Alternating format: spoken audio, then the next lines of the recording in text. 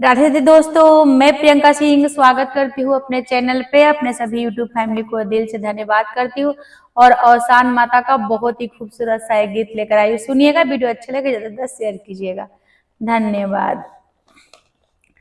अवसाने माई ओढ़े लाल चुनारी, ए जी अवसाने माई ओढ़े लाल चुनारी।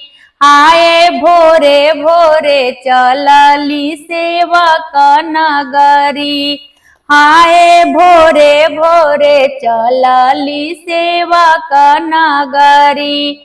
अवसाने मैया ओढ़े लाल चुनारी, ए जी अवसाने मैया ओढ़े लाल चुनारी। हाय भोरे भोरे चलली सेवक नगरी, हाँ जी भोरे भोरे चलली सेवक नगरी। आवता देखी बैरन रोकेला डगरिया, आवता देखी बैरन रोकेला डगरिया।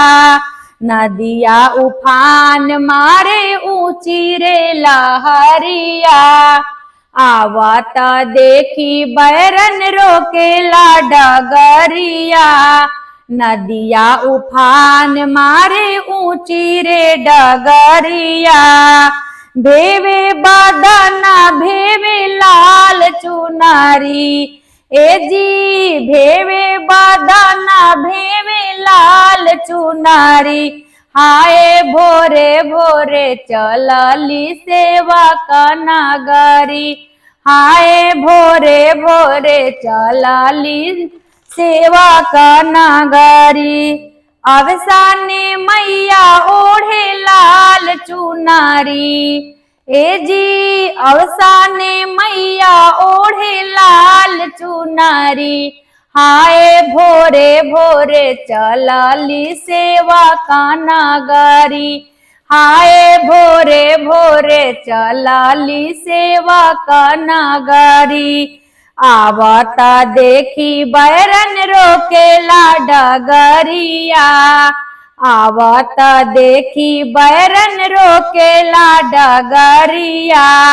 पूरावा तूफानी झका झोरे रे बदरिया, पूरावा तूफानी झका झोरे रे बदरिया।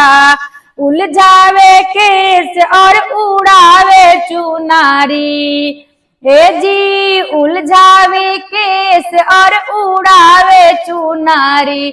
हाय भोरे भोरे चलली सेवक नगरी, हाय भोरे भोरे चलली सेवक नगरी। मुस्काई धीरे धीरे चले माँ डगरिया, मुस्काई धीरे धीरे चले माँ डगरिया। सुलझावे केस नाई देवेला चुनरिया, सुलझावे केस नाई देवेला चुनरिया।